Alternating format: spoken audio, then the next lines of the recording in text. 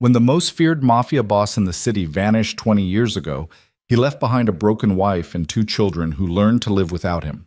He chose power, money, and another woman over the family that had stood beside him through blood and darkness.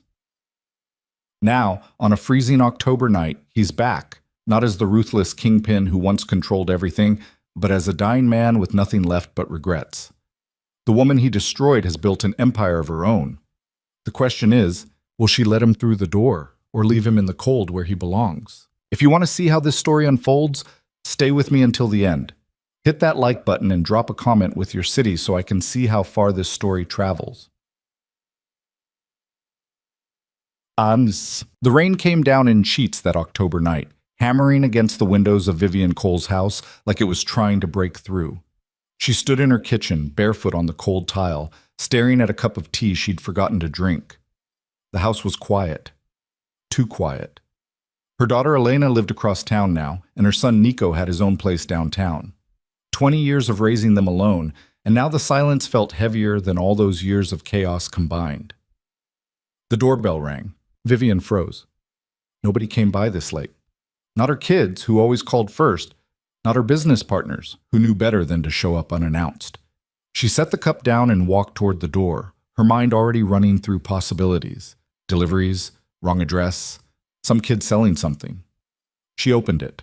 The man standing on her doorstep looked like a ghost wearing someone else's clothes. Older, thinner. The sharp edges that used to define Roman DeLuca's face had gone soft, almost fragile. His hair, once jet black and slicked back with the kind of precision that screamed control, was now streaked with gray and falling loose around his temples. He wore an expensive coat, but it hung on him wrong, like he'd lost too much weight too fast. For 5 full seconds, Vivian couldn't speak. Her brain refused to process what her eyes were seeing. "Vivian," he said. His voice cracked on her name. She felt her hand tighten on the door frame. 20 years. 20 years since she'd heard that voice say her name. 20 years since he'd walked out of this house and never looked back. "No," she said. "Please, I know I don't. No." She started to close the door. Roman put his hand up, not touching the door but hovering there. "I'm dying." Vivian stopped. She hated herself for stopping, but she did. "I don't have anyone else," Roman said. His eyes, which used to cut through people like glass, looked hollow. "I don't have anywhere to go." "That's not my problem." "I know." The rain kept falling. Water dripped off the edge of the porch roof, splashing onto Roman's shoulder. He didn't move. Vivian stared at him, her chest tight with something that felt like rage and grief rolled into one suffocating knot. Part of her wanted to slam the door in his face and call the police. Part of her wanted to scream at him until her voice gave out. But what came out instead was worse. "Why now?" Roman's jaw worked like he was chewing on words he didn't want to say. "Because I'm out of time." "You were out of time 20 years ago. You just didn't care." "I cared," he said quietly. "I cared wrong." Vivian laughed, sharp and bitter. That's the understatement of the century. She should have shut the door. She knew that. Every logical part of her brain was screaming at her to end this before it went any further. But instead, she stepped back and let him in. Roman walked through the door slowly, like he wasn't sure the floor would hold him. He stood in the entryway, dripping rainwater onto the hardwood, and looked around the house like he was seeing it for the first time. Maybe he was. This wasn't the house they'd lived in together. Vivian had sold that place the year after he left, taken the money, and started over. "You've done well," Roman said. "Don't." "I just meant—" "I know what you meant. Don't do that. Don't stand in my house and act like you're proud of me." Roman nodded and went quiet. Vivian crossed her arms. "What kind of dying?" "Cancer, pancreatic, stage 4. She felt nothing, or maybe she felt too much and it all canceled out. "How long?" 6 months, maybe less." "And you came here because, what? You want me to feel sorry for you?" "No." "Then what?" Roman looked at her, and for the first time since he'd shown up, she saw something real in his face. Fear. Not the kind of fear that came from power or danger, but the kind that came from knowing you were about to run out of chances. "I want to ask for forgiveness," he said. Vivian felt her stomach twist. "You think you can show up here after 20 years and just, what? Say you're sorry and we call it even? No, I don't think that. Then what the hell are you doing here, Roman? He didn't answer right away. He stood there in the middle of her entryway, looking smaller than she'd ever seen him, and finally said, I don't know. I didn't know where else to go. Vivian wanted to hate him. She did hate him. But looking at him now, dying and desperate and pathetic, she couldn't summon the kind of hate that would let her throw him back out into the rain. And that made her angrier than anything else. Sit down, she said, nodding toward the living room. I'll make coffee. Roman moved toward the couch like he was afraid it might disappear if he didn't sit fast enough. Vivian went into the kitchen and started the coffee maker, her hands moving on autopilot while her mind raced. 20 years. She'd spent the first 5 of those years trying to hold herself together while raising 2 kids who kept asking when Daddy was coming home. She'd spent the next 5 building a business from nothing, working 18-hour days just to keep the lights on and food on the table. By year 10, she'd stopped thinking about Roman every day. By year 15, she'd stopped thinking about him at all, except on the hard nights when Elena came home crying about some boy who'd ghosted her, or when Nico got into fights at school because some kid said something about his absent father, and now he was back. She poured 2 cups of black coffee and carried them into the living room. Roman took his without a word. Vivian sat in the chair across from him, as far away as the room allowed. Start talking, she said. Roman wrapped both hands around the mug like he was trying to steal its warmth. I don't know where to start. How about the part where you left? He flinched. I thought I was building something. I thought if I could get bigger, stronger, more connected, I could give you everything, give the kids everything. We didn't need everything. We needed you. I know that now. Knowing it now doesn't fix anything. I know that too. Vivian leaned forward. You didn't leave because you were building something, Roman. You left because you got bored. You got restless. And then you met someone younger and shinier, and we stopped being exciting enough for you. Roman's face went gray. Her name was Isabel. I don't care what her name was. He stopped, cleared his throat. She left me 3 years ago, took half of what I had left and disappeared. Vivian felt a cold smile tug at her lips. Karma's a bitch. Yeah, it is. Where's all that power now? All those people who used to be scared of you? Where are they? Roman stared into his coffee. Gone. Most of them are dead or in prison. The ones who aren't don't want anything to do with me. So you came here. So I came here. Vivian sat back, her arms still crossed. You said you wanted forgiveness. From who? Me? The kids? All of you, if you'll listen. Elena and Nico don't even know you're alive. I told them you were dead. Roman looked up, shock spreading across his face. You, what? I told them you died in a car accident when they were little. It was easier than explaining why their father chose someone else over them. Vivian, don't. Her voice came out hard and sharp. You don't get to be upset about that. You left. You made that choice. I had to clean up the mess. Roman set his coffee down, his hands shaking. I need to see them. No. Please. They think you're dead, Roman. They've been living with that for 20 years. You don't get to show up and tear that open just because you're running out of time. I'm their father. Vivian stood up, her whole body vibrating with rage. You stopped being their father the second you walked out that door. You don't earn that title back just because you're dying. Roman stood too, slower, his face pale. I'm not asking you to forgive me. I know I don't deserve that. But they deserve the truth. The truth? Vivian's voice rose. The truth is that you abandoned your family for another woman. The truth is that you didn't call, didn't write, didn't send a single damn dollar to help raise your own children. The truth is that I had to lie to them because the real story was too ugly to tell. That's the truth, Roman. You want me to dump that on them now? Yes. His voice was quiet but steady. If it means they know I'm sorry, if it means they get a chance to tell me what I did to them, then yes. Vivian stared at him, her chest heaving. She wanted to scream. She wanted to throw him out. But underneath all that anger was something worse, a tiny, traitorous part of her that wondered if he was right. They're not kids anymore, she said finally. They're adults. They have their own lives. You don't get to blow those up because you're dying. I know. If I do this, if I even think about doing this, it's on my terms, not yours. You don't show up at their houses, you don't call them, you don't do anything unless I say so. Understand? Roman nodded. Understood. And if they don't want to see you, you walk away. No arguments, no begging, you just go. Okay. Vivian turned away from him, her hands curling into fists at her sides.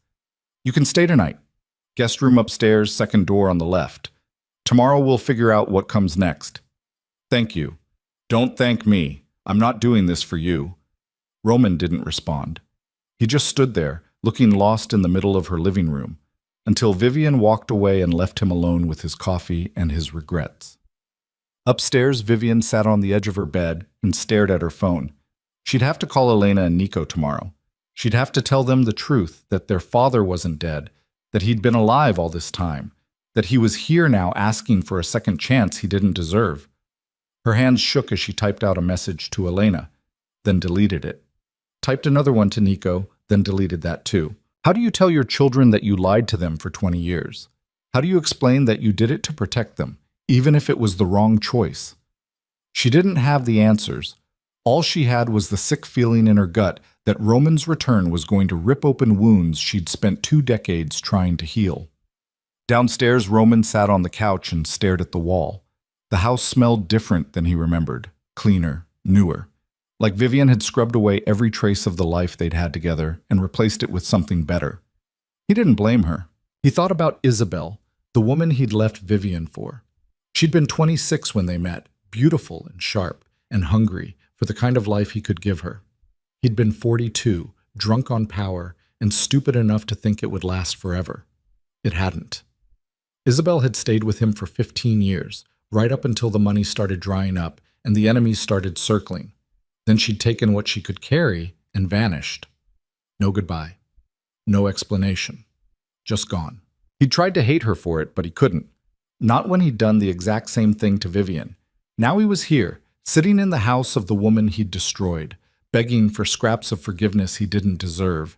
And the worst part was, he didn't even know if it would matter. Maybe Elena and Nico would hear him out and tell him to go to hell. Maybe they'd refuse to see him at all. Maybe he'd die alone, just like he deserved. But he had to try. Not because it would fix anything, but because dying without trying felt like the final, unforgivable sin. The next morning, Vivian came downstairs to find Roman sitting at the kitchen table, looking like he hadn't slept. She didn't ask. She just poured herself coffee and sat across from him. I'm calling Elena and Nico today, she said. Roman nodded. Okay. I'm telling them the truth. All of it. And then I'm asking them if they want to meet you. If they say no, you leave. If they say yes, we do it on neutral ground. Not here, not their places, somewhere public. Whatever you think is best. Vivian studied him. You look terrible. I feel terrible. Good. Roman almost smiled. Almost. You were always honest. Don't do that. Do what? Act like we're old friends reminiscing. We're not. I'm doing this for Elena and Nico, not for you. I know. Vivian stood up, taking her coffee with her. I'll let you know what they say. She left him sitting there and went into her office, closing the door behind her. Then she picked up her phone and called Elena. It rang 3 times before her daughter answered. Hey, Mom, what's up? Vivian closed her eyes. I need to tell you something, and it's going to be hard to hear. There was a pause on the other end. Okay, you're scaring me. Your father isn't dead. Silence. Elena? What? Her daughter's voice came out small and confused. What are you talking about? Your father, Roman, he's alive, he's here, and he wants to see you and Nico. Another long silence. Then, quietly, I don't understand. Vivian felt tears burn at the corners of her eyes, but she kept her voice steady. I lied to you. When you were little, I told you he died because I didn't know how else to explain why he left. But he didn't die. He chose someone else. And he's been gone ever since. He's been alive this whole time. Elena's voice cracked. This whole time, and you... Mom, how could you... I'm sorry, I thought I was protecting you. Protecting me? Elena's voice rose, sharp and angry. You lied to me for 20 years. You let me grieve someone who wasn't even dead. I know, and I'm sorry. Why is he here now? Vivian swallowed hard. He's dying. Cancer. He doesn't have long, and he wants to ask for forgiveness. Elena didn't respond right away. When she finally spoke, her voice was ice. I don't want to see him. You don't have to. Does Nico know? Not yet. I'm calling him next. Don't. Elena's voice shook. Don't do this over the phone. If you're going to destroy his life too, at least do it in person. The line went dead. Vivian sat there, staring at her phone, feeling like the floor had just dropped out from under her. She'd known it would be bad, but hearing the betrayal in Elena's voice was worse than she'd imagined. She called Nico next. He answered on the first ring. Mom, what's wrong? Can you come over? I need to talk to you and Elena together. Is everything okay? No, but I'll explain when you get here. 2 hours later, Elena and Nico sat on Vivian's couch, looking like they'd been hit by a truck.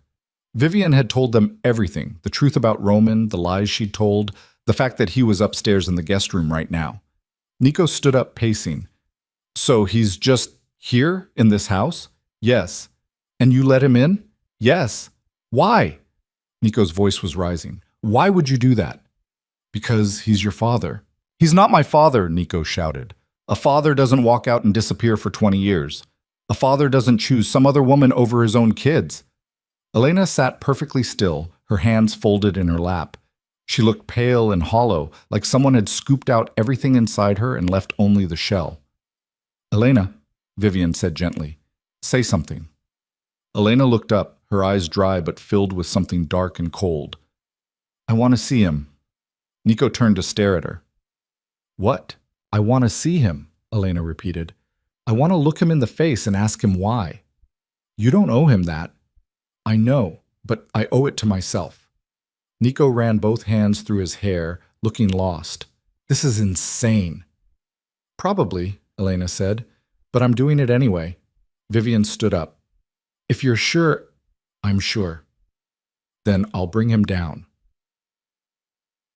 Roman came downstairs slowly, his hand gripping the railing like he needed it to stay upright. When he reached the bottom and saw Elena and Nico standing in the living room, he stopped. For a long moment, nobody moved. Then Elena spoke, her voice steady and cold. So you're him. Roman nodded. I'm him. You don't look like much. I'm not. Nico stepped forward, his jaw tight. Why are you here? Roman met his son's eyes. Because I'm dying, and I wanted to see you before I go. That's it? That's the whole reason? No, I also wanted to say I'm sorry. Nico laughed, harsh and bitter. You're sorry. 20 years, and that's what you've got? You're sorry. I know it's not enough. Damn right it's not enough. Nico's hands curled into fists. Do you have any idea what it was like growing up without you? Do you know how many times I got into fights because kids at school said my dad was dead and I was lying about it? Do you know how many nights I laid awake wondering what I did wrong to make you leave? Roman's face crumpled. Nothing. You didn't do anything wrong. Then why did you go? Because I was selfish. Because I thought power and money mattered more than you, and I was wrong. Elena moved forward now, standing beside Nico. Who was she? Her name was Isabel. Did you love her? Roman hesitated. I thought I did. More than us? No, never more than you. But I was too stupid to see that until it was too late. Elena's voice dropped to a whisper. Where is she now? Gone. She left me 3 years ago. Good, Elena said flatly. I hope she took everything. Roman nodded. She did. The room went quiet. Vivian stood off to the side, watching her children face the man who destroyed their childhood, and she felt her heart break all over again. Finally, Nico spoke. I don't forgive you. I know. And I don't want you in my life. I understand. But, Nico's voice cracked, but I want to know why. I want to hear you say it, all of it, every reason you left, every lie you told yourself. I want to know what was so damn important that you threw us away for it. Roman looked at his son, and for the first time, tears started sliding down his face. Okay, I'll tell you everything. And he did. Roman stood in the middle of Vivian's living room, his hands hanging at his sides like he'd forgotten what to do with them. Nico stared at him with eyes that could cut steel, and Elena had gone so still she barely looked like she was breathing. Vivian stayed near the doorway, arms crossed, watching this whole thing unfold like a car crash she couldn't stop. Roman cleared his throat. I met Isabel at a fundraiser, one of those fancy charity things where rich people pretend to care about poor people for a night. She was working there, serving drinks, and He stopped, his jaw working. I noticed her. That's it? Nico's voice came out harsh. You noticed her? Let him finish, Elena said quietly. Roman nodded, grateful for the reprieve he didn't deserve. She was young, 26. I was 42, running half the city, and I felt old. Like everything good had already happened, and all that was left was maintaining what I'd built. And then she smiled at me, and I felt young again, powerful again. So you threw us away because some woman smiled at you? Nico took a step forward. That's the big explanation? No, it's more complicated than that. Then uncomplicated. Roman looked at Vivian, but she gave him nothing. No sympathy, no help, just that same cold stare she'd had since he showed up. He turned back to Nico. I was drowning, Roman said. In the work, in the violence, in all the things I had to do to keep the empire running. Your mother, he glanced at Vivian again. She was the only thing keeping me human. She was the conscience I didn't have, and I resented her for it. Vivian's expression didn't change, but something flickered in her eyes. I resented that she made me feel guilty, Roman continued. I resented that she wanted me home for dinner when I had people to meet and deals to close. I resented that she looked at me like I was capable of being better when all I wanted was to stop pretending I wasn't exactly what everyone said I was. A criminal who'd gotten lucky. So you left? Elena said. Her voice was flat, emotionless. You left because Mom expected too much from you. I left because I was a coward. Because it was easier to start over with someone who didn't know what I'd become than to face the man I'd turned into.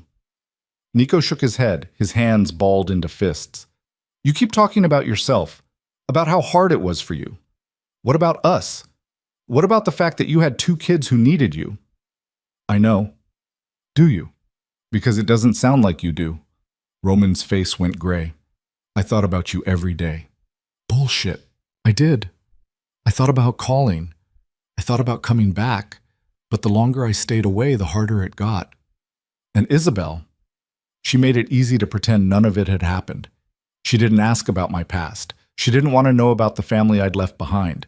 She just wanted the version of me I was presenting, and that was enough. Elena stood up, her movement slow and deliberate. She walked toward Roman until she was close enough to see the lines carved into his face, the gray in his hair, the hollowness in his eyes. Did you even try to find out what happened to us? She asked. Roman swallowed. Yes. And? I kept tabs. Through people I trusted. I knew when you graduated high school. I knew when Nico got into that fight and broke his hand. I knew when your mother started her business and turned it into something real. Vivian's voice cut through the room like a knife. You knew all of that, and you never once reached out? Roman turned to her. What would I have said? Sorry I abandoned you, but I'm doing great with my new life? There was nothing I could say that wouldn't make it worse. So you just watched, Vivian said, like we were some TV show you could tune into whenever you felt like it. I'm not defending it. I'm just telling you the truth. The truth, Vivian repeated, her voice dripping with contempt. The truth is you're a coward who ran away and then didn't have the guts to come back until you were dying and had nowhere else to go. Roman didn't argue. He just stood there and took it. Nico moved closer, his voice shaking with rage. Did you love her, Isabel? Did you actually love her, or was she just an escape? Roman looked at his son, and for the first time since he'd started talking, he seemed to struggle with the answer. I don't know. I thought I did. But looking back, I think I just loved the idea of her, the way she made me feel like I was still in control of something. And when did that stop working? When she left. When I realized she'd only ever wanted the money and the power, not me. By then, everything was falling apart. The business, the connections, the empire I'd built. and I had nothing left except the knowledge that I'd traded my real family for a fantasy. Elena's voice came out quiet, almost a whisper. How did she leave you? Roman's shoulders sagged. I came home one day and half the house was empty. She'd taken jewelry, cash, anything she could sell, left a note that said she'd met someone younger and didn't see the point in sticking around for the decline. Karma, Elena said softly. Yeah. Karma. Nico turned away, pacing toward the window. So what do you want from us? You want us to feel sorry for you? You want us to say it's okay that you destroyed our childhood because you got what was coming to you? No. I want you to know the truth. I want you to know that leaving you was the worst decision I ever made, and that no amount of money or power or ego was worth what I lost. That doesn't fix anything. I know it doesn't. Then why are you here? Nico spun around, his eyes burning. Why come back now? Why not just die alone like you deserve? Roman flinched, but he held his ground. Because I wanted you to have the chance to tell me what I did to you. I wanted to hear it, to sit with it, to know exactly what I destroyed. Elena moved back to the couch and sat down, her hands folded in her lap. Okay, you want to hear it? I'll tell you. Roman nodded. I was 7 when you left, Elena began. Her voice was steady, controlled, but underneath it was something raw and bleeding. I remember waking up one morning and asking Mom where you were. She said you had to go away for work. I believed her. I believed her for weeks. I kept waiting for you to come home. And you never did. Roman's eyes filled with tears, but he didn't look away. By the time I was 10, Mom told us you were dead. Car accident, she said. Quick and painless. I cried for days. I wore black to school. Other kids made fun of me, but I didn't care because I thought you were gone forever. And you know what the worst part was? What? Roman's voice cracked. Part of me was relieved, because at least if you were dead, it meant you hadn't chosen to leave. It meant something took you away from us, instead of you just deciding we weren't worth staying for. Roman's face crumpled, and he covered it with his hands. I grew up thinking every man I ever loved would disappear, Elena continued. I sabotaged every relationship I had because I was so scared they'd leave me the way you did. I pushed people away before they could hurt me, and I blamed Mom for it. I blamed her for not being enough to make you stay, even though it was never her fault. It was yours. Roman lowered his hands. His face was wet, his eyes red. I'm sorry. I don't care if you're sorry. Sorry doesn't give me back the years I spent thinking I wasn't good enough for my own father to stick around. Nico stepped forward again, his voice quieter now, but no less intense. You want to know what it was like for me? Roman nodded. I became you, Nico said. Or at least I tried to. I got into fights. I acted tough. I made sure nobody could get close enough to hurt me, because if my own father didn't think I was worth staying for, why would anyone else? Nico, I'm not done. Nico's jaw tightened. I spent years trying to figure out what I did wrong. Was I too loud, too quiet, too needy, not smart enough, not strong enough? I replayed every memory I had of you over and over, looking for the moment where I screwed up and made you leave. You didn't do anything wrong. I know that now, but I didn't know it then, and by the time I figured it out, I'd already built my whole life around the idea that I wasn't enough. Roman looked at her, surprised by the question. It fell apart. The people I trusted turned on me. The ones who didn't get arrested got killed. The business dried up. By the time Isabel left, I had maybe 10% of what I'd built, and most of that was dirty money I couldn't touch without ending up in prison. Where is it now? Gone. Lawyers, medical bills, paying off old debts so I didn't get shot before the cancer could finish me off. Nico laughed bitterly. So you're not just dying, you're broke too. Yeah. Good. Roman nodded slowly. I deserve that. Damn right you do. Elena stood up again, restless. Do you have any idea what Mom went through after you left? Roman looked at Vivian. I can imagine. No, you can't, Elena said sharply. She had 2 kids to raise, no job, and a reputation in this city as the wife of a criminal. Nobody wanted to hire her. Nobody wanted to help her. She had to start from nothing and build everything herself while we were asking her every day when you were coming back. I know. No, you don't, Elena's voice rose. You don't know what it's like to watch your mother cry herself to sleep and then wake up the next morning and pretend everything's fine so her kids don't fall apart. You don't know what it's like to realize your mom is working 3 jobs just to keep the lights on because the man who promised to take care of her walked away. Vivian's voice was quiet but firm. Elena. No, Mom. He needs to hear this. Elena turned back to Roman, her eyes blazing. She built a multi-million-dollar company from scratch. She put us both through college without taking a single loan. She did all of that without you, and she did it better than you ever could have. Roman looked at Vivian, something like awe in his expression.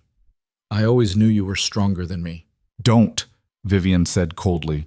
Don't try to turn this into some compliment. I didn't do it to prove anything to you. I did it because I had to. Because my children needed a parent who wouldn't abandon them. Roman's shoulders slumped. I know. Nico walked over to the window and stared out at the rain, which had started up again. What do you want from us, Roman? And don't say forgiveness, because we both know that's not happening. Roman took a shaky breath. I want the chance to answer your questions. I want to sit here and let you tear me apart if that's what you need. And when I die, I want you to know that I spent my last days facing what I did instead of running from it. That's it? That's it. Elena crossed her arms, mirroring her mother. And if we tell you to leave and never come back, then I leave and never come back. Just like that? Just like that. Vivian stepped forward, her voice cutting through the tension. I think we need a break. This is too much all at once. Nico turned from the window. I need air. Me too, Elena said. Roman looked between them, his face pale and drawn. Can I see you again? Nico and Elena exchanged a glance. Some silent conversation passed between them, the kind only siblings who'd survived the same war could have. Finally, Nico spoke. Maybe. We'll let Mom know. Okay. Elena grabbed her coat. We're going to leave now, and you're going to stay here and think about everything we just said. I will. Good. They left without saying goodbye, the door closing behind them with a soft click that somehow felt louder than if they'd slammed it. Vivian watched them go, then turned to Roman. You're lucky they agreed to see you at all, she said. I know. Don't waste it. Roman nodded, looking smaller than ever. Vivian, don't. She held up a hand. Whatever you're about to say, I don't want to hear it. This isn't about me and you. This is about you and them. I know, but I need you to know I'm sorry for all of it. Vivian's expression didn't soften. Your apology doesn't mean anything to me, Roman. It's 20 years too late and about $1 million short. I'm not asking you to forgive me. Good, because I won't. She left him standing there and went upstairs. Roman heard her footsteps cross the floor above him, heard a door close. He stood alone in the living room, surrounded by the ghosts of the life he'd thrown away. And for the first time in 20 years, he let himself really feel it. The weight of what he'd done crashed over him like a wave, and he sank onto the couch, his head in his hands, sobbing in a way he hadn't since he was a child. Outside, Elena and Nico sat in Elena's car, neither of them moving. The rain hammered against the windshield, blurring the world beyond into shapes and shadows. I can't believe Mom lied to us, Nico said finally. Elena stared straight ahead. She was trying to protect us. By making us think he was dead? Would you have rather known the truth? That he chose someone else over us? Nico didn't answer right away. When he did, his voice was rough. I don't know. Me neither. They sat in silence for a while, the rain filling the space between them. I hate him, Nico said. Me too. But part of me... He stopped, his hands gripping the steering wheel even though the car wasn't moving. Part of me is glad he's here, because now I can tell him exactly what he did to us. Elena nodded. I know what you mean. Do you think we'll regret it, seeing him? Probably. But I think we'd regret it more if we didn't. Nico turned to look at her. When did you get so smart? Elena smiled, but it didn't reach her eyes. I've been faking it my whole life. Yeah, me too. They sat there for another few minutes, then Nico started the car. You want to get a drink? I want to get several drinks. Good, because I'm buying. They pulled out of the driveway and drove off into the rain, leaving Vivian's house and everything inside it behind. Back inside, Vivian lay on her bed, staring at the ceiling. She felt hollowed out, like someone had reached inside her chest and scooped out everything that mattered. She'd spent 20 years building walls around the hurt Roman had caused, And now he'd shown up and torn them all down in a single night. Her phone buzzed. A text from Elena. "We're okay. Or we will be. Love you, Mom." Vivian felt tears slide down her temples and into her hair. She texted back, "Love you too, both of you." She set the phone down and closed her eyes, but she didn't sleep. Downstairs, she could hear Roman moving around, the creak of floorboards under his weight. Part of her wanted to go down there and throw him out. Part of her wanted to scream at him until her voice gave out. But mostly, she just felt tired. The next morning, Roman woke up on Vivian's couch with a crick in his neck and the worst headache he'd had in months. The cancer medication made everything worse. Sleep, pain, nausea, all of it. He sat up slowly, his joints protesting, and found Vivian in the kitchen making coffee. "You look like hell," she said without turning around. "Feel like it too." She poured 2 cups and set one on the counter in front of him. He took it, grateful. "Elena and Nico texted me last night," Vivian said. "They want to see you again, but it has to be on their terms." Roman's head snapped up. "They do?" "Don't get excited. They're not doing it for you. They're doing it for themselves." "I understand." "Do you?" Vivian turned to face him, her expression hard. "Because if you screw this up, if you hurt them any worse than you already have, I will make sure you regret it for whatever time you have left." Roman met her eyes. "I won't screw it up." "You better not." She handed him a piece of paper with an address on it. "This Saturday, 2 o'clock. It's a cafe downtown, public, neutral. If you're late, they're leaving." "I'll be there." "And Roman," Vivian's voice dropped, "if you die before Saturday, I'm telling them you were too much of a coward to show up." Roman almost smiled. "Fair enough." Vivian left him with his coffee and went to get ready for work. She had a business to run, deals to close, a life that didn't revolve around Roman DeLuca and his deathbed apologies. She'd given him a place to stay because her children needed closure, but that didn't mean she had to like it. Roman spent the rest of the week in Vivian's guest room, weak and sick, and trying not to think about Saturday.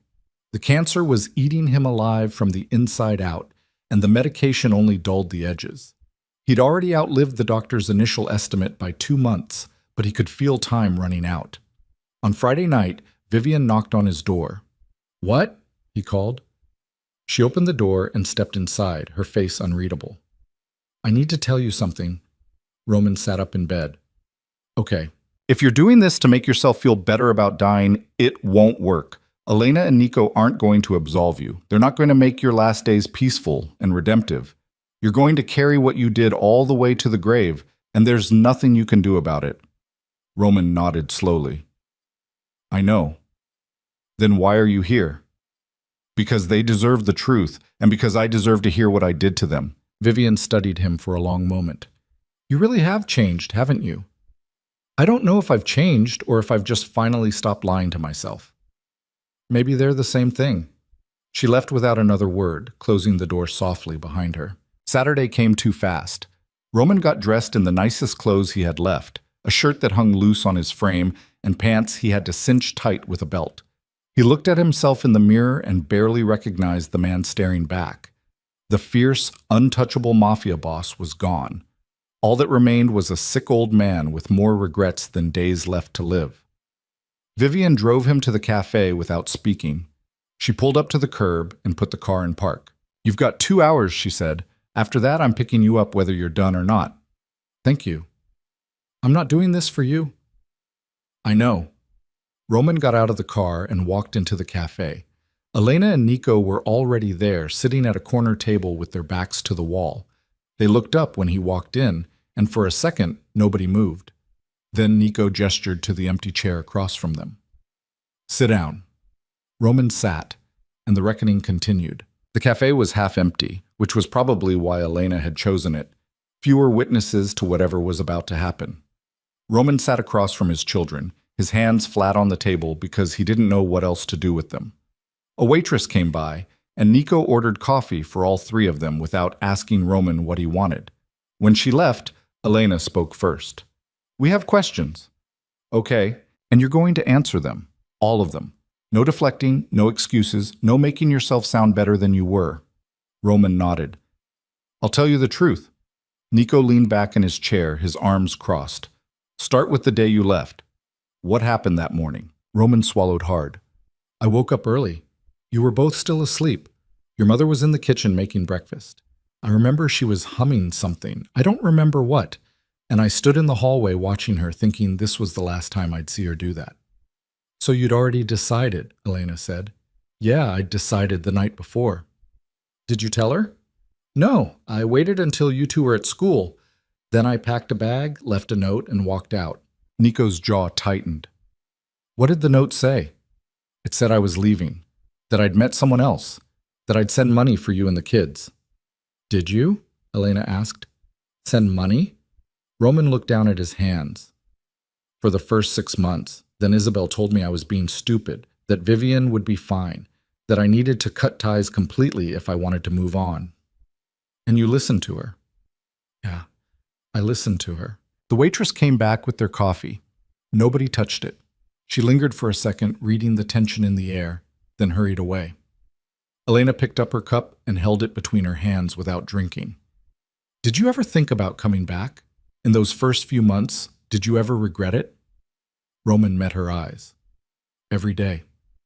Then why didn't you? Because I was ashamed, and because the longer I stayed away, the easier it was to pretend I'd made the right choice. That's not an answer, Nico said sharply. That's an excuse. You're right. The real answer is that I was a coward. I didn't want to face what I'd done, so I kept running. Elena set her cup down carefully, like she was afraid if she moved too fast, she'd throw it. Tell us about Isabel. What was so special about her that she was worth destroying your family? Roman looked up at the ceiling, then back at his daughter. She was beautiful, young. She laughed at my jokes and made me feel like I was the most important person in the room. Your mother, He stopped, reconsidered. Your mother knew me too well. She saw all the ugly parts I tried to hide. Isabel didn't ask questions. She just took what I gave her and acted like it was enough. So she was easy, Elena said flatly. Yeah, she was easy. Nico leaned forward, his voice low and dangerous. Did you love Mom? Ever? Yes. More than I knew how to handle. That's a cop-out. Maybe, but it's true. I loved your mother so much it scared me. She made me want to be better, and I hated that because being better meant admitting I wasn't good enough. With Isabel, I could be exactly who I was, and she didn't care. Elena's voice went cold. You mean she didn't care that you were a criminal? She cared about what the money could buy. She didn't care how I got it. And Mom did. Your mother cared about everything, about me, about you two, about the kind of man I was becoming, and I couldn't stand it. Nico stood up abruptly, his chair scraping against the floor. People at nearby tables looked over. He didn't care. I need a minute. He walked out of the cafe, and through the window Roman watched him pace on the sidewalk, his hands running through his hair. Elena stayed seated, her face unreadable. He's going to break something if he doesn't calm down, she said. Should I? No, stay here. Roman nodded. They sat in silence, the space between them thick with everything unsaid. After a minute, Elena spoke again. What was it like, living with her? Lonely. Elena raised an eyebrow. You left your family for her and you were lonely? She didn't know me. Not really. She knew the version of me I showed her, but that wasn't real. It was just a performance. And after a while, I got tired of performing. But you stayed. I stayed because leaving her would have meant admitting I'd made a mistake, and I wasn't ready to do that. So you wasted 15 years of your life on a lie. Yeah, I did. Nico came back inside, his face flushed but calmer. He sat down and picked up his coffee, taking a long drink. Okay, I'm good. You sure? Elena asked. No, but we're doing this anyway. He turned to Roman. Tell me about the business, the criminal stuff. What exactly were you doing that was so important you couldn't be a father? Roman shifted in his seat. A lot of things. Started with loan sharking, moved into protection rackets, then drugs, then real estate. By the time I left, I was running operations in 4 states and pulling in more money than I knew what to do with. And Mom knew? She knew some of it. I kept her out of the worst parts, but yeah, she knew. Did she help you? In the beginning, yeah. She was good with numbers, good at making things look legitimate on paper. But after you two were born, she wanted out. She wanted me to go straight, find something legal, build a real life. And you didn't want to, Elena said. I didn't know how. The business was all I had. Without it, I was just some guy who'd gotten lucky. And I was terrified of being ordinary. Nico laughed bitterly. So you chose crime over your kids because you were afraid of being boring. When you say it like that, it sounds stupid. That's because it is stupid. Roman didn't argue. He just sat there and took it. Elena leaned forward. What happened when it all fell apart? When did you realize you'd lost everything? Roman's face went gray. About 3 years ago. I had a partner, a guy I'd worked with for 10 years. He got busted on a weapons charge and decided to cut a deal. Gave up names, locations, everything. The feds started closing in, and everyone I'd trusted either disappeared or turned on me. And Isabel? She saw which way the wind was blowing and got out. Took about $500,000 in cash and jewelry and vanished. I haven't heard from her since. Good, Elena said. I hope she's miserable. She's probably not. She was smart enough to get out before it all burned down. Nico drummed his fingers on the table. So you lost the money, lost the power, lost the woman you threw us away for, and then what? Then I got sick. Started feeling tired all the time, losing weight, couldn't keep food down. Went to a doctor and found out I had cancer, stage 4, terminal. How long have you known? About 8 months. Elena's voice sharpened. And you waited 8 months to come find us? I didn't think I had the right. You didn't. You still don't. But at least you could have been honest from the start instead of waiting until you were desperate. Roman nodded slowly. You're right. They sat in silence again. The waitress came back, refilled their coffee cups, and left without saying a word. The cafe was filling up now, the lunch rush starting. People laughed and talked around them, completely unaware of the family tearing itself apart in the corner. Nico spoke next, his voice quieter than before. What was the worst thing you ever did? In the business, I mean. Roman looked at him for a long moment. You really want to know? Yeah, I had a guy killed. He'd stolen from me a lot of money, and he thought he could get away with it, so I had him taken care of. Elena's face went pale. You killed someone? I didn't pull the trigger, but I gave the order, so yeah, I killed him. Nico stared at him. How old were we? You were 9. Elena was 11. Jesus Christ, Elena whispered. There were other things too. People I hurt, families I destroyed. I'm not going to sit here and pretend I was some misunderstood anti-hero. I was a criminal, a bad one. And a lot of people suffered because of me. Nico pushed his coffee away like it was making him sick. And you came home to us after doing that. You sat at the dinner table and acted like everything was normal. Yeah. How? I told myself I was protecting you, that everything I did was to make sure you had a good life. But that was a lie. I did it because I liked the power. I liked being feared. And I was good at compartmentalizing. Elena stood up this time, her hands shaking. I need air. She walked out and Nico followed her. Roman sat alone at the table, surrounded by half-empty coffee cups and the wreckage of his confessions. He felt like he was being flayed alive, stripped down to the bone. And the worst part was, he knew he deserved every second of it. Outside, Elena leaned against the building, breathing hard. Nico stood next to her, not touching her, but close enough that she knew he was there. I can't do this, she said. Yes, you can. He had someone killed, Nico, while we were living in the same house, while we were sleeping down the hall. I know. And Mom knew. She had to have known. Maybe. Or maybe she didn't. Either way, it doesn't change what we're doing here. Elena turned to look at him. What are we doing here, really? We're making him face what he did. We're making him sit there and admit every ugly thing so that when he dies, he can't pretend he was anything other than what he was. And that's supposed to make us feel better? I don't know, but it's better than letting him walk away thinking we'd forgiven him. Elena nodded, wiping her eyes. Okay, let's go back in. They walked back inside and sat down. Roman looked up at them, his face haggard. I'm sorry, he said. Stop saying that, Nico snapped. Every time you apologize, it sounds more hollow. Then what do you want me to say? Nothing. Just answer our questions and stop trying to make yourself feel better about it. Roman nodded. Okay. Elena took a breath and steadied herself. Did you ever think about us? When you were with her, living that life, did we ever cross your mind? All the time. I don't believe you. I swear. I thought about you every birthday, every Christmas, every milestone I was missing. I didn't let myself dwell on it. I pushed it down and kept moving. That's not thinking about us, Elena said. That's running from us. You're right. Nico leaned forward. What would you have done if we'd tried to find you? If we'd somehow tracked you down and showed up at your door? Roman's face went still. I don't know. Guess. I probably would have sent you away, told you I wasn't your father anymore, made up some story to protect the life I'd built with Isabel.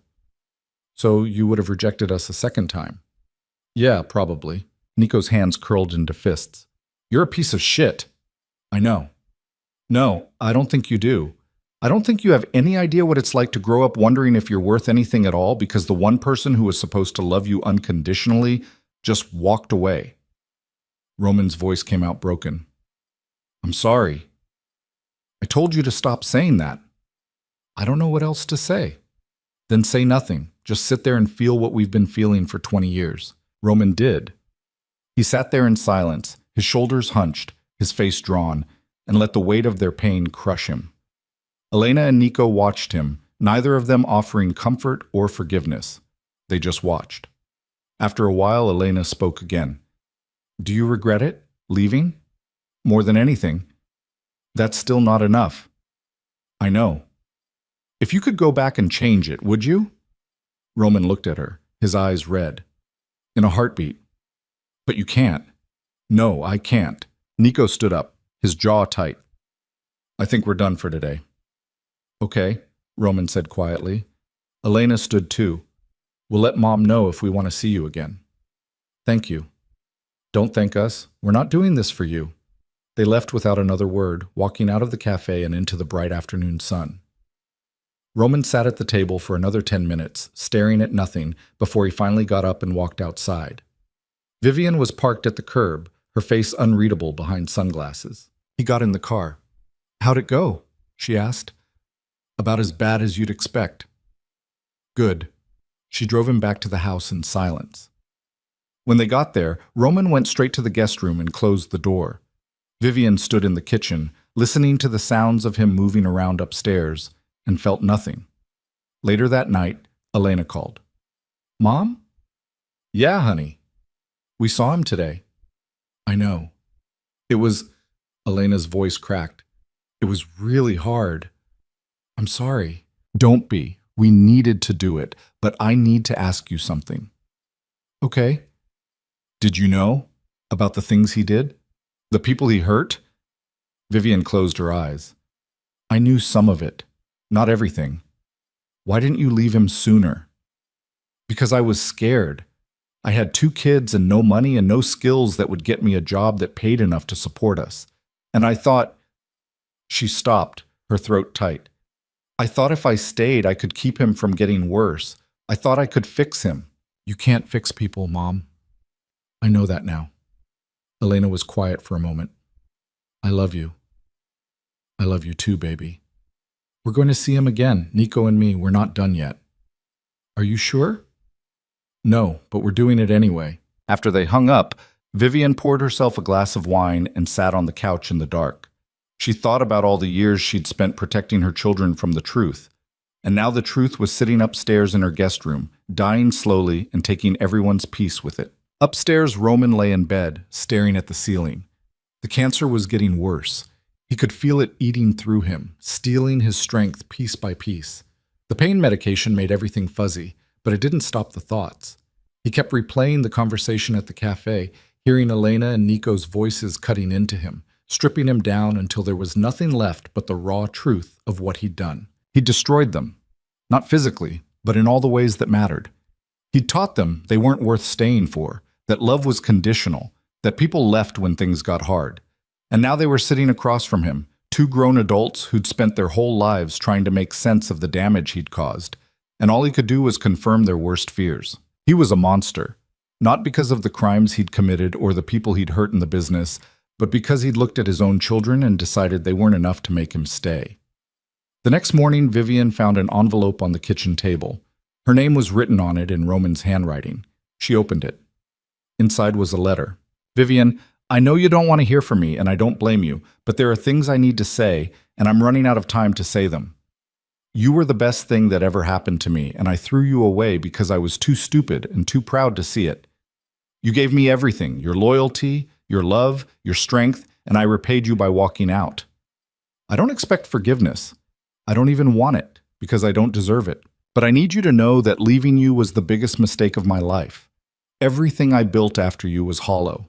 Every success felt empty because it wasn't built with you. And when it all came crashing down, the only thing I regretted was that I couldn't go back and choose you instead. You're stronger than I ever was. You always were. And I'm sorry I made you prove it the hard way. I hope when this is over, you can finally stop carrying the weight of what I did and just live. You've earned that. Roman. Vivian read it twice, then folded it and put it back in the envelope. She didn't cry. She didn't feel anything except a dull ache that had been there for so long it felt like part of her body. She left the letter on the counter and went to work. Over the next 3 weeks, Elena and Nico met with Roman 4 more times. Each meeting felt like pulling teeth, slow, painful, and necessary in a way none of them wanted to admit.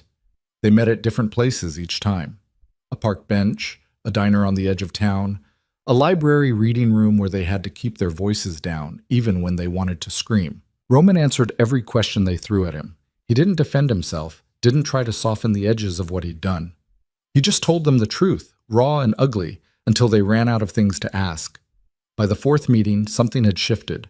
Not forgiveness, nothing close to that, but a kind of exhausted acceptance that this was as good as it was going to get. They were sitting in the diner, picking at fries neither of them wanted, when Nico asked the question that had been sitting in his chest since the first night Roman showed up. Do you think about dying? Roman looked up from his untouched coffee. All the time. Are you scared? Terrified. Elena studied him. Of what? The pain? No, the pain I can handle. I'm scared of dying alone, of going out knowing I wasted everything that mattered. You did waste it, Nico said flatly. I know. So what do you want from us? Some kind of deathbed reconciliation where we all hold hands and cry and tell you it's okay? No, I don't want that. Then what? Roman set his cup down carefully.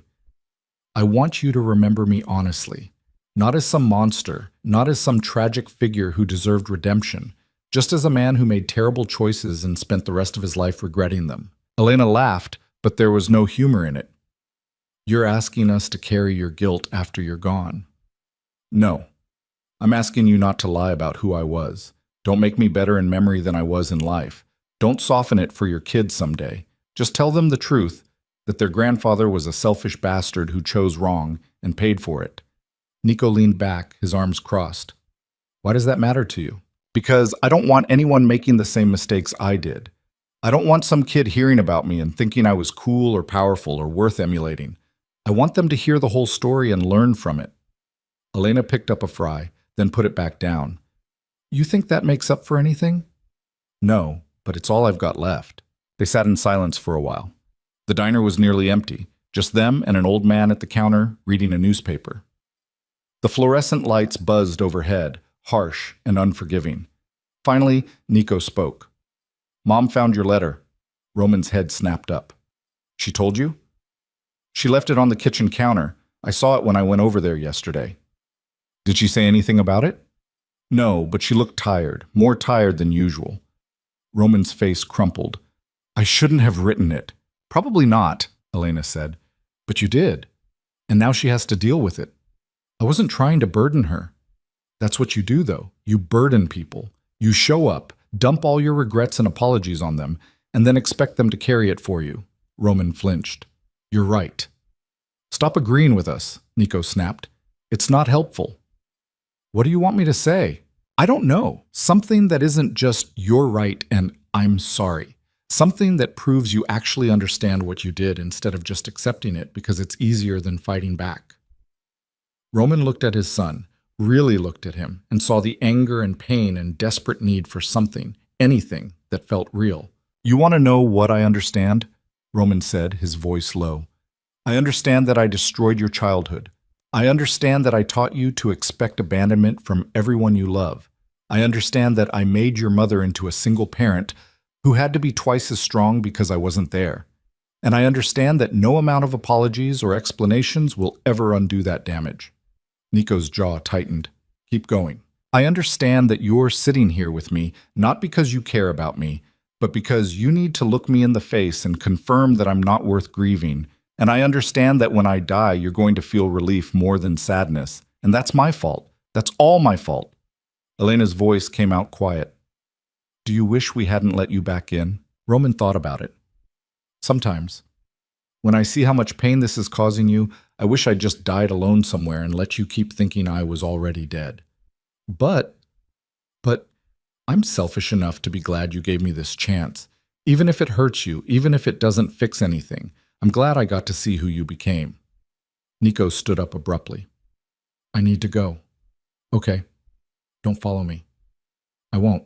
Nico walked out, the bell above the door chiming as he left. Elena watched him go, then turned back to Roman. He's going to break eventually, she said. All that anger can't last forever. I know. When he does, don't try to comfort him. Just let him feel it. Okay. Elena picked up her coat. I'm leaving too, but I'll see you again. When? I don't know. When I'm ready. She left, and Roman sat alone in the diner with cold coffee and the check. He paid it and walked outside into the late afternoon sun. Vivian was supposed to pick him up in an hour, so he walked. His legs felt weak, his chest tight, but he kept moving. He ended up at a small park a few blocks away. There were kids on the playground, their parents watching from benches. He sat down on one and watched them play, thinking about Elena and Nico at that age. He'd missed all of this, the scraped knees and playground fights and the pure, uncomplicated joy of being a kid. He'd traded it for money and power, and a woman who didn't even stick around when things got hard. A little girl ran past him, chasing a ball. She stopped, picked it up, and looked at him. Are you sad? She asked. Roman almost laughed. Yeah, a little. Why? Because I made some bad choices a long time ago, and I can't fix them. The girl tilted her head, considering this. My mom says you can't change the past, but you can change what you do next. Your mom's smart. I know. The girl smiled and ran off. Roman sat there for a long time after she left, thinking about what she'd said. He couldn't change the past, but he could change what he did next. The problem was, he didn't have much next left. When Vivian picked him up, she didn't ask how it went. She just drove him home in silence, and Roman was grateful for it. That night he started writing. Not a letter this time, but a record. He wrote down everything. The crimes he'd committed, the people he'd hurt, the deals he'd made. He wrote about Isabel and the 15 years he'd wasted with her. He wrote about Vivian and the family he'd destroyed. He wrote until his hand cramped and his eyes burned, and then he kept writing. When he was done, he had 30 pages of confessions. He put them in an envelope, sealed it, and wrote Elena and Nico's names on the front. He'd give it to Vivian when the time came. They could decide what to do with it after he was gone. The next morning, Vivian found him in the kitchen, looking worse than usual. His skin had a gray tint to it, and he was moving slow like every step hurt. You need to go to the hospital, she said. I'm fine. You're not fine. You look half dead. I am half dead. Roman, I'm not going to the hospital. I'm not spending my last days in some sterile room with machines beeping at me. If I'm going to die, I'm doing it here. Vivian stared at him. Here? In my house? If you'll let me. That's not fair. I know. You don't get to put that on me. You don't get to die in my house and make me the one who has to deal with it. Roman looked at her, and for the first time since he'd shown up, he saw something close to desperation in his face. I don't have anywhere else to go. If you want me to leave, I'll leave.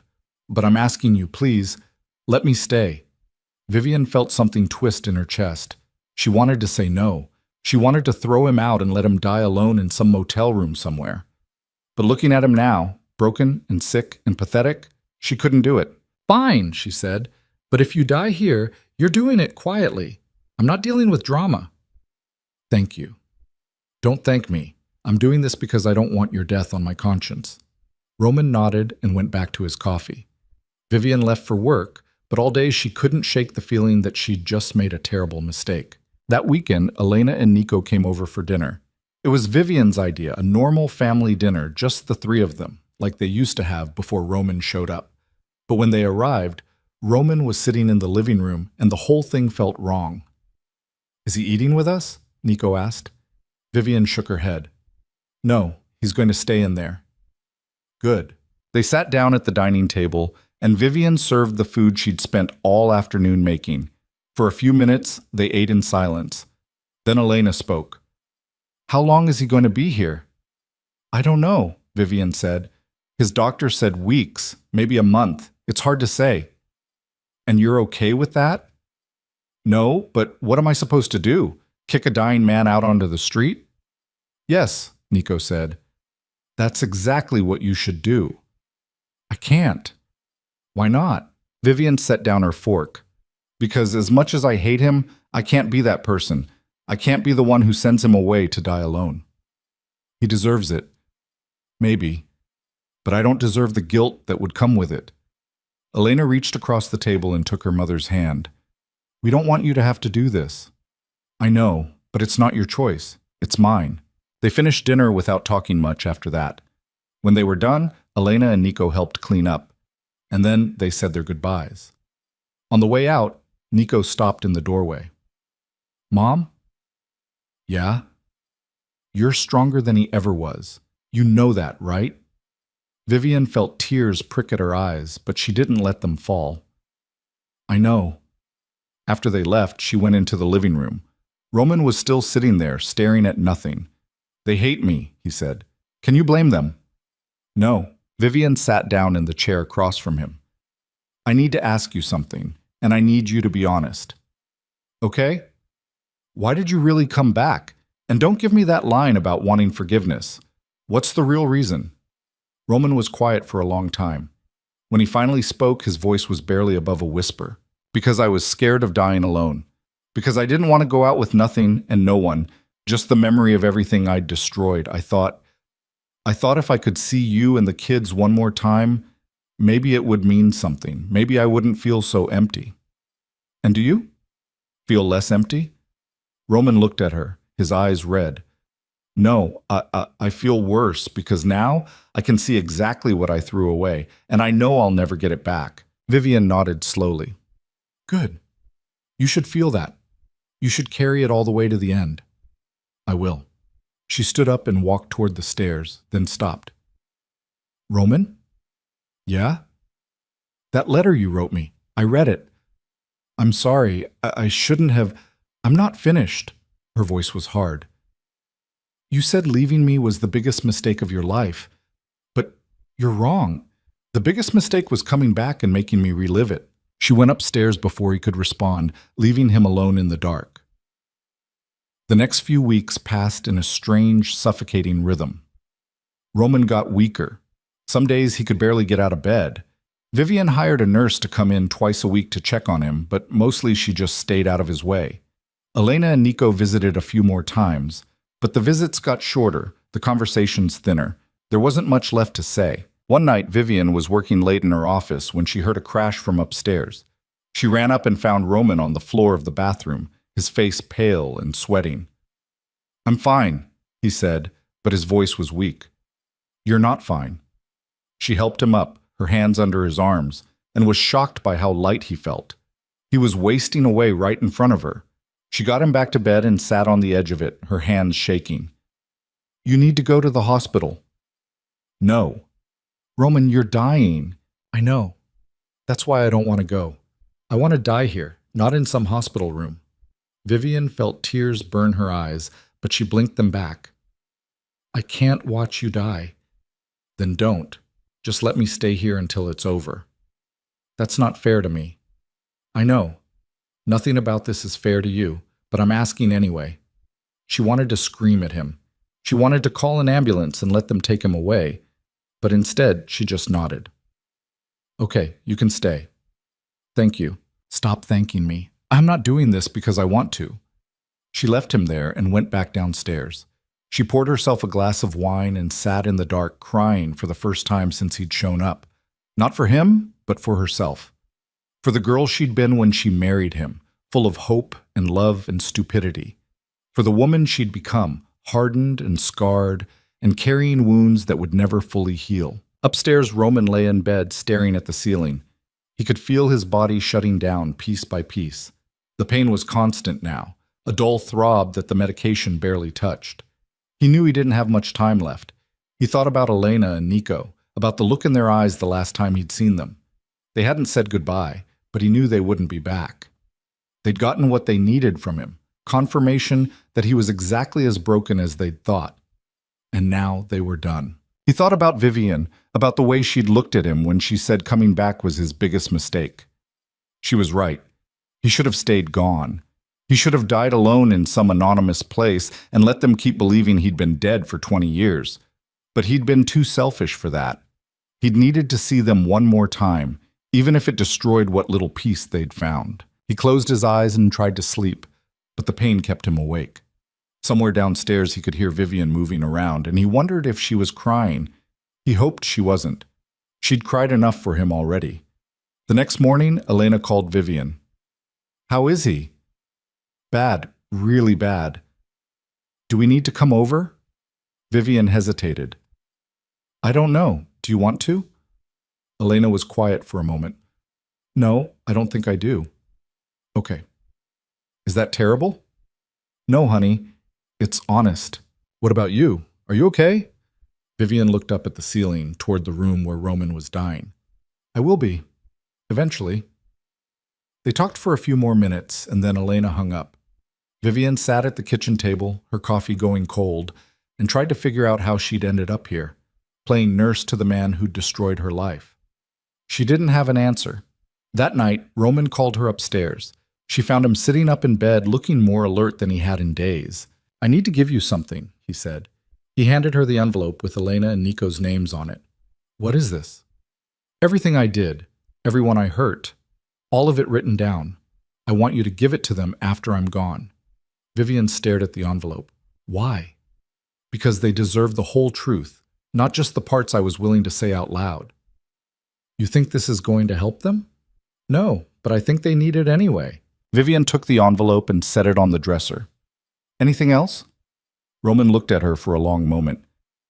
"I wish I could go back and choose you. Every single time, I wish I could choose you." Vivian's face didn't change. "But you didn't." "No, I didn't." She left him there and went back downstairs, the envelope heavy in her hands. She set it on her desk and tried not to think about what was inside. Roman died 3 days later. Vivian found him in the morning. She'd brought him tea, like she'd been doing every day for the past 2 weeks, and when she opened the door, she knew immediately that he was gone. The room was too quiet, too still. Roman lay on his back, his eyes closed, his hands folded on his chest like he'd arranged himself that way on purpose. She set the tea down on the nightstand and stood there for a minute, just looking at him. He looked smaller in death than he had in life, like dying had taken the last bit of presence he'd had left. She didn't cry. She just stood there, feeling nothing except a dull sense of finality. She called Elena first. "Mom?" "He's gone." There was a long pause. "When?" "Sometime last night. I found him this morning." Another pause. "Are you okay?" "I don't know yet." "Do you need me to come over?" "Not yet. I need to make some calls first. I'll let you know." "Okay? I love you, Mom." "I love you too." Vivian hung up and called Nico next. The conversation was shorter, quieter. Nico didn't ask if she was okay. He just said he'd come by later and hung up. Then she called the nurse, who called the doctor, who sent someone to confirm what Vivian already knew. Roman DeLuca was dead. The man who'd ruled half the city with fear and money and violence had died in a guest bedroom in his ex-wife's house, alone except for the woman he'd destroyed. The irony wasn't lost on Vivian. By the time Elena and Nico arrived, the body had been taken away. The guest room was empty, the bed stripped, the window open to air out the smell of sickness and death. Vivian was in the kitchen, sitting at the table with a cup of coffee she hadn't touched. Elena sat down next to her. "How are you holding up?" "I don't know. I thought I'd feel something. Relief, maybe. Or anger. But I just feel tired." Nico leaned against the counter, his arms crossed. "What happens now?" "There's a funeral home handling the arrangements. He left instructions. Cremation, no service, no burial plot. He said he didn't deserve one. He's right, Nico said. Elena shot him a look. Nico. What? I'm just saying what we're all thinking. Vivian looked up at her son. He left something for you, both of you. She went to her office and came back with the envelope. She set it on the table between them. What is it? Elena asked. He called it a confession. Everything he did, everyone he hurt. He wanted you to have it after he was gone. Nico stared at the envelope like it might explode. I don't want it. You don't have to read it now, or ever, but it's yours if you want it. Elena reached out and touched the envelope, then pulled her hand back. Did you read it? No. He said it was for you two, not me. What if we don't want to know? Then you don't have to. You can burn it if you want, but I promised him I'd give it to you, so here it is. They sat in silence for a while, the envelope sitting on the table like an accusation. Finally, Elena picked it up. I'll take it, she said.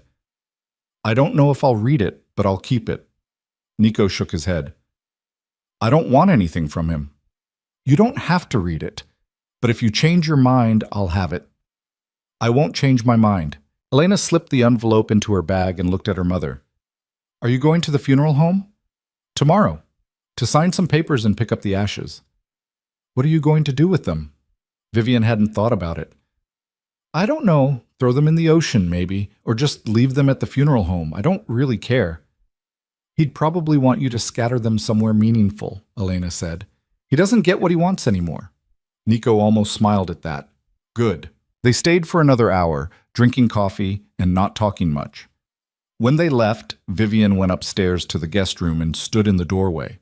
The room was clean now, sterile, like Roman had never been there at all. But she could still feel him in the walls, in the air, in the weight of everything he'd left behind. She closed the door and didn't open it again. The next day, Vivian went to the funeral home and signed the papers. They gave her a simple black urn with Roman's ashes inside. It was lighter than she expected, and that made her angry for some reason. A whole life reduced to a few pounds of ash and bone. She put the urn in the trunk of her car and drove to the ocean. It was a cold, gray day, the kind of day that matched how she felt inside.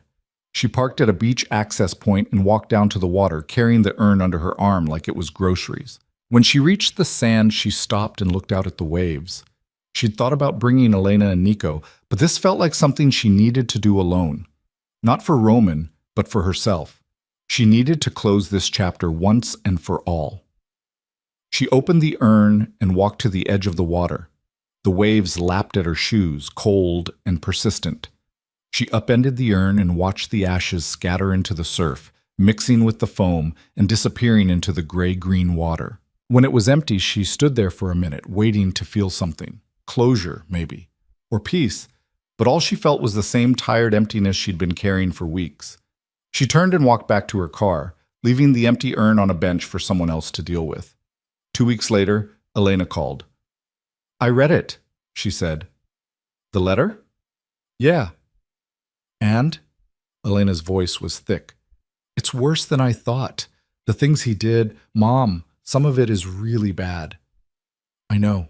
How did you stay with him for as long as you did? Vivian leaned back in her chair. I didn't know about most of it. And the parts I did know, I convinced myself were necessary, that he was protecting us. Were you scared of him? Sometimes, but mostly I was just scared of being alone with 2 kids and no money. That's not a good reason to stay. I know that now, but back then I thought it was the only reason that mattered. Elena was quiet for a moment. Nico doesn't want to read it. He says he doesn't need to know the details to know Roman was a bad person. He's probably right. But I needed to know. I needed to see it all written out so I could stop wondering if maybe I was being too hard on him. And now I know I wasn't. If anything, I wasn't hard enough. What are you going to do with it? I don't know. Keep it, I guess. Maybe someday I'll show it to my kids, if I ever have any, so they know where they came from. You don't have to carry that, Elena. You can let it go. I know, but I think I need to carry it for a while longer, until it doesn't hurt anymore. They talked for a little while longer, and then Elena said she had to go.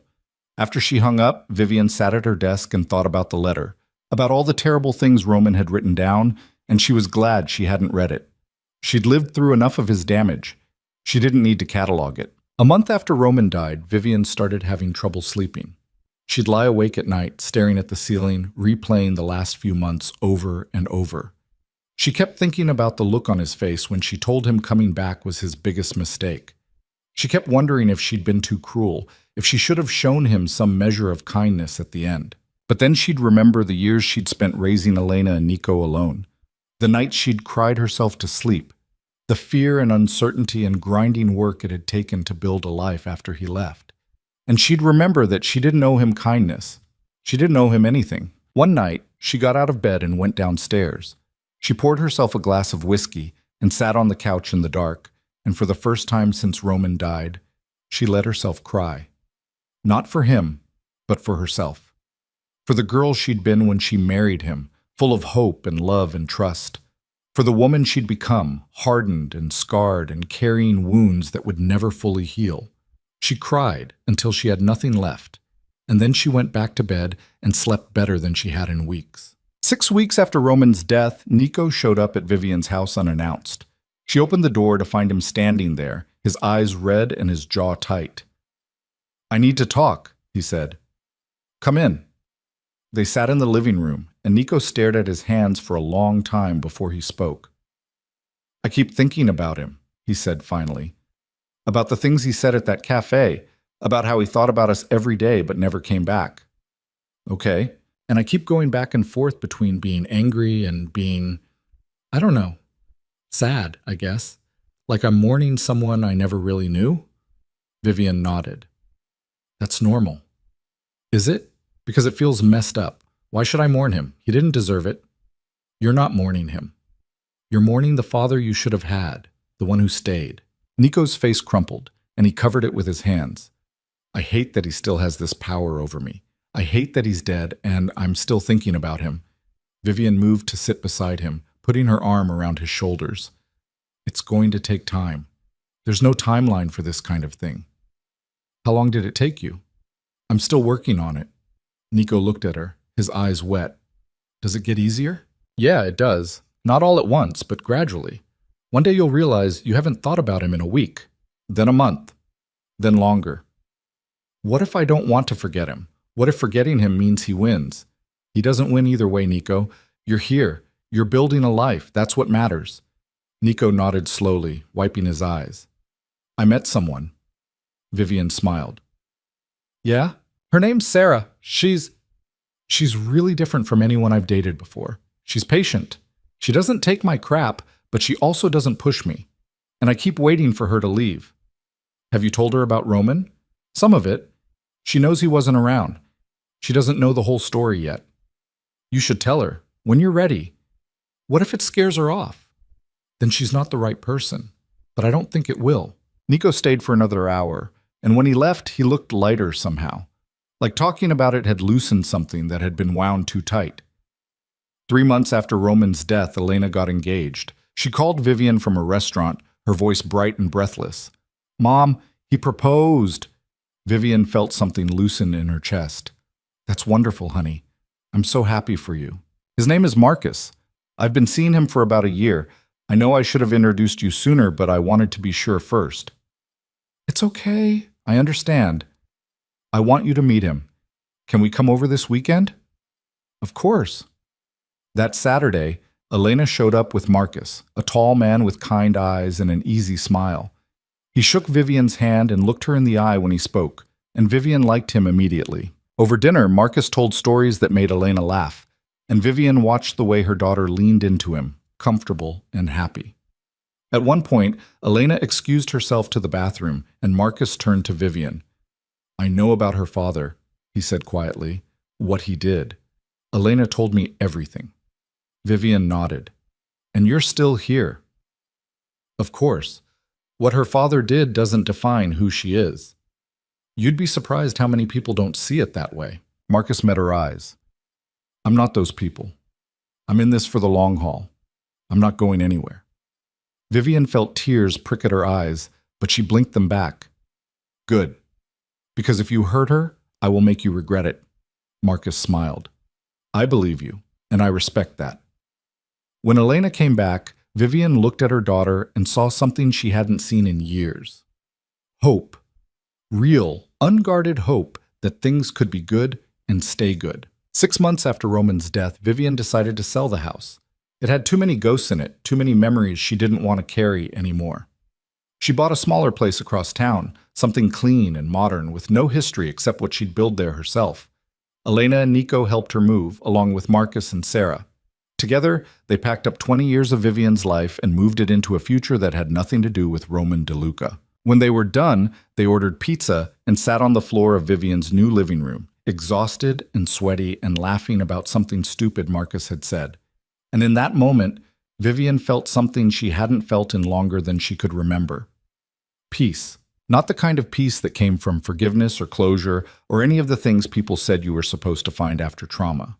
Just the quiet, steady peace of knowing she'd survived. That she'd taken the worst thing that had ever happened to her and turned it into something that couldn't destroy her. A year after Roman's death, Vivian started thinking about what came next. She had a business that was doing well, investments that would keep her comfortable for the rest of her life, and 2 children who were building their own futures. But she felt restless, like there was something else she was supposed to be doing. One night she was reading the news and came across a story about a woman who'd escaped an abusive relationship with her 3 kids and nowhere to go. The woman had ended up in a shelter that was overcrowded and underfunded, and the story detailed how hard it was to find support when you were trying to start over with nothing. Vivian read the article twice, and by the time she finished, she knew what she needed to do. She called Elena the next morning. "I'm starting a foundation," she said. "What kind of foundation?" "For women and kids leaving bad situations. Housing, legal support, job training, counseling. Everything I wished I'd had when your father left." Elena was quiet for a moment. "Mom, that's amazing. I want you and Nico to help, if you're interested." "Of course I'm interested. What do you need?" Over the next 6 months, Vivian, Elena, and Nico built the Second Chances Foundation from the ground up. Nico handled the legal side, making sure everything was structured correctly. Elena ran fundraising events and brought in donors. And Vivian poured her money and her time and her heart into creating something that would help people who were where she'd been, scared and alone and trying to figure out how to survive. The foundation opened 18 months after Roman's death. At the opening event, Vivian stood in front of a room full of donors and community leaders and people who'd already been helped by the foundation's programs. And she told them the truth. "I started this foundation because I know what it's like to feel trapped," she said. "I know what it's like to wake up one day and realize the person you trusted most in the world has destroyed everything you built together. And I know what it's like to have to start over from nothing, with 2 kids depending on you and no idea how you're going to make it work." She paused, looking out at the crowd. "But I also know what it's like to survive, to take that pain and that fear and turn it into something stronger. And I want to make sure that other people have the support they need to do the same thing, because no one should have to do it alone." The room erupted in applause, and Vivian stepped down from the podium. Elena and Nico were waiting for her, and they wrapped her in a hug that felt like coming home. 2 years after Roman's death, Elena got married. It was a small ceremony in a garden, just family and close friends. Vivian walked her daughter down the aisle, and when the officiant asked who gave this woman to be married, Vivian said, "I do," and meant it with every cell in her body. She'd given Elena everything, her strength, her resilience, her refusal to quit even when things got hard. And watching her daughter marry a man who looked at her like she hung the moon, Vivian knew it had been worth it. Every sleepless night, every sacrifice, every moment of doubt, it had all been worth it to see Elena standing there, whole and happy and unbroken. At the reception, Nico gave a toast. He stood up, his glass raised, and looked at his sister. "Elena's always been the strong one," he said, "the one who kept it together when everything was falling apart.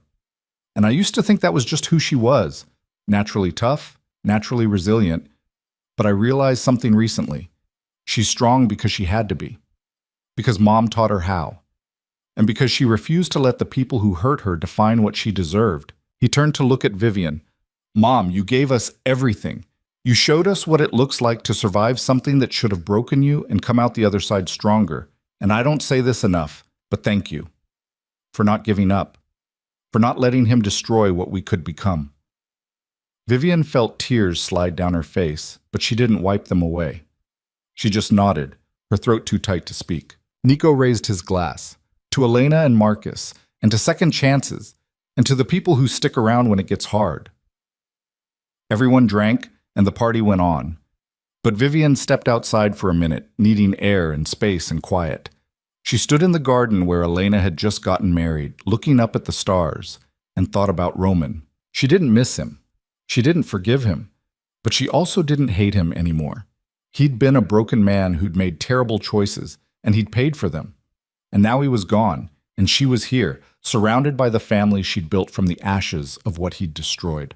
3 years after Roman's death, Nico and Sarah had a baby, a little girl they named June after Vivian's mother. When Vivian held her granddaughter for the first time, she felt something crack open inside her chest. Not pain, but the opposite. Like something that had been locked up tight for decades was finally allowed to breathe. "She's perfect," Vivian whispered. Nico smiled, tired but happy. "Yeah, she is." "Are you scared?" Vivian asked, "about being a father?" Nico looked at his daughter, his expression serious. "Terrified. But I know what not to do, at least. And that's a start." Vivian touched his cheek. "You're going to be a great father, because you know what it feels like to need one." Nico's eyes filled with tears, but he didn't look away. "I'm not going to be like him." "I know you won't." And she did know. She could see it in the way Nico looked at June, the way he held her like she was made of glass and gold. He was already a better father than Roman had ever been, just by showing up. Sarah came over and put her arm around Nico's waist. "We were thinking about what to tell her, about Roman, I mean. When she's old enough to ask." Vivian considered this. Tell her the truth, that her grandfather made terrible choices and hurt a lot of people. But also tell her that her father broke that cycle, that he chose to be different. "That feels like a lot to put on a kid," Sarah said. "It is, but it's better than lying, and it's better than pretending the past didn't happen." Nico nodded. "We'll figure it out when the time comes." 4 years after Roman's death, Elena had a son. She named him Leo, and when Vivian asked if the name meant anything, Elena just shrugged. "I like lions," she said. "They're strong, and Leo sounds like someone who won't take crap from anyone." Vivian laughed. "He's going to fit right in with this family then." Elena looked at her mother, her expression soft. "Do you ever think about him? Roman?" "Sometimes, not often." "Do you regret letting him stay at the end?" Vivian thought about it. "No, I regret a lot of things, but not that. It was the right thing to do, even if it was hard." "Do you think we should tell them?" Elena nodded toward Leo, sleeping in her arms. "The kids, I mean, about their grandfather?" "That's up to you. But if you do, tell them the truth. Don't make him better than he was, and don't make him worse. Just tell them he was a man who made terrible choices and spent the rest of his life regretting them. What if they ask why you stayed with him?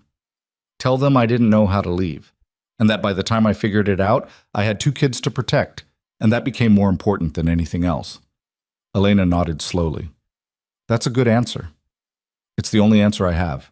5 years after Roman's death, the Second Chances Foundation had helped over 300 families. Vivian spent most of her time there now, working directly with the women who came through the doors looking for help. Some of them reminded her of herself, scared but determined, broken but not defeated. Others were worse off than she'd ever been, carrying trauma that went back generations. One afternoon, a woman named Maria came in with her 2 daughters. She was thin and pale, with bruises on her arms she tried to hide with long sleeves. The girls were quiet, watchful, the way kids got when they'd learned to disappear. Vivian sat down with Maria and listened to her story. It was familiar in all the ways that mattered. A husband who'd started out charming and ended up controlling, then violent. Years of trying to make it work for the kids' sake. Finally, the moment when Maria realized staying would kill her, either literally or in all the ways that mattered. "I don't have anywhere to go," Maria said, her voice shaking. "I don't have money. I don't have family. I need help." Vivian reached across the table and took her hand. "You came to the right place. We're going to help you." Over the next few months, Vivian watched Maria transform. The foundation got her into temporary housing, connected her with a lawyer who helped her file for divorce and a restraining order, and enrolled her in a job training program. The girls started smiling again, started acting like kids instead of soldiers. 6 months after Maria first walked through the door, she got a job as an administrative assistant at a law firm. It wasn't much, but it was enough. She moved into her own apartment with the girls, and when she came back to thank Vivian, she was crying. "You saved my life," Maria said. Vivian shook her head. "You saved your own life. I just gave you the tools to do it. I don't know how to repay you." "You don't have to. Just pay it forward. When you're stable and strong, help someone else who's where you were." Maria nodded, still crying. "I will. I promise."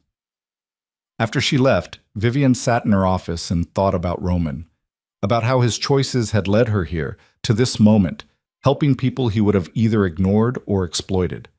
There was something satisfying about that, about taking the worst thing he'd ever done to her and turning it into something that saved other people. 7 years after Roman's death, Vivian woke up one morning and realized she was happy.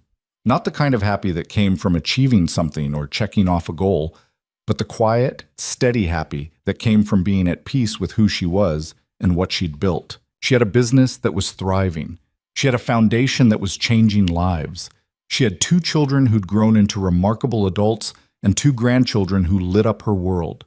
And she had herself, whole and strong and unbroken, despite everything that had tried to break her. That night, she took Elena and Nico out to dinner. They brought the kids, and the restaurant was loud and chaotic and perfect. At one point, Leo knocked over his juice and started crying, and June tried to comfort him by offering him her breadstick. Elena and Nico were both exhausted, their faces showing the wear of parenthood, but they were happy. Vivian looked around the table and felt her chest swell with something that might have been pride or love, or just deep, bone-deep gratitude. "Thank you," she said suddenly. Nico looked up. "For what?" "For being here. For surviving. For becoming people I'm proud to know." Elena reached across the table and took her mother's hand. "We wouldn't be here without you." "Yes, you would. You're stronger than you think." "We got it from you." Vivian smiled. "Maybe, but you made it your own." They finished dinner and walked out into the warm summer night. Vivian carried June on her hip while Elena held Leo's hand and Nico walked beside them, talking about something Sarah had said that made him laugh. And in that moment, Vivian understood something she hadn't before. Roman had tried to destroy them. He'd walked away and left them with nothing but pain and questions and wounds that should have broken them. But they'd survived. More than that, they'd thrived. They'd taken the ashes of what he'd burned down and built something beautiful. And that was the real ending to Roman DeLuca's story. Not his deathbed apologies or his desperate attempts at redemption, but the family he'd left behind, strong and whole and completely, utterly done with him. 10 years after Roman died, Vivian sat in her office at the foundation and looked at a photo on her desk. It was from Elena's wedding, all of them together, smiling in the garden. She studied the faces in the photo, the joy and love and hard-won peace, and she thought about how far they'd come. There was a knock on her door, and Vivian looked up to see a young woman standing there, her eyes red and her hands shaking. "Are you Vivian Cole?" the woman asked. "I am. I need help. I heard you help women who need to leave." Vivian stood up and gestured to the chair across from her desk. "Sit down. Tell me what's going on." The woman sat, and as she started talking, Vivian listened. This was the work now. Not dwelling on the past, not holding on to anger or hurt, but helping people who needed what she'd needed all those years ago. Roman DeLuca had been a mafia boss, a feared man, someone who'd controlled half the city with violence and money. But in the end, none of that mattered. He died alone, broken, and full of regrets.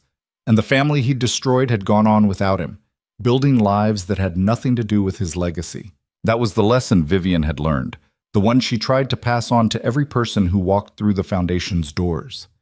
You don't have to be defined by the worst thing that happened to you. You don't have to carry someone else's damage forever. You can survive. You can rebuild. And you can come out the other side stronger than you ever thought possible. The woman across from her was still talking, telling her story through tears, and Vivian listened with the full weight of her attention. Because she knew what it felt like to be where this woman was. She knew the fear and the shame and the desperate hope that somewhere, somehow, there was a way out. And she was that way out.